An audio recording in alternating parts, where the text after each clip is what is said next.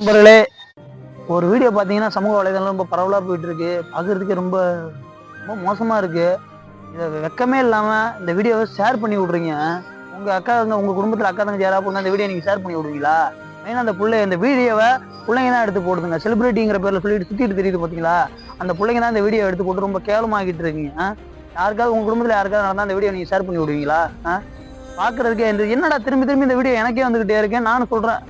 நானும் சரி இத பத்தி பேசலாம்னு விட்டேன். அப்புறம் உள்ள போய் பார்த்தா தான் தெரியுது ரொம்ப மோசமான இந்த வீடியோ போட்டுருக்காங்க. இதெல்லாம் என்ன நியாயமா அதெல்லாம் உங்களுக்கு? நீங்க பேசுங்க 2 வார்த்தை. வணக்கம் நண்பர்களே. இந்த வீடியோ யார் வெளில விடுறாங்கன்னு இது வரைக்கும் தெரியல. ஆனால் அவங்க லைக்குக்காக அவங்க இன்கம் பார்க்கறதுக்காக அவங்க வெளில விடுறாங்க வீடியோவை. தயவு செய்து யாரும் வெளில விடாதீங்க. நான் எதனால் சொல்கிறேன்னா, எல்லார் வீட்லேயும் அவங்கவுங்க அக்கா தங்கச்சி இருக்காங்க, அவங்க அம்மா இருக்காங்க, அவங்க எல்லாருமே இருக்காங்க. ஆனால் இந்த மாதிரி உங்கள் குடும்பத்தில் ஒன்று நடந்ததுன்னா உங்களுக்கு எவ்வளோ பெரிய அவமானமாக இருக்கும், எவ்வளோ பெரிய விஷயம். ஏன் வெளில விடுறீங்க? யோசிங்க.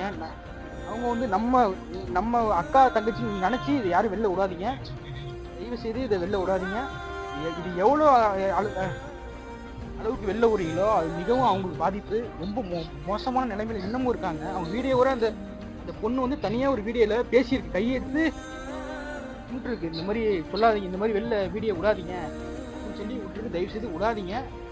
அதெல்லாம் ரொம்ப பாவம். உங்களுக்கு தான் ரொம்ப ஆபத்து.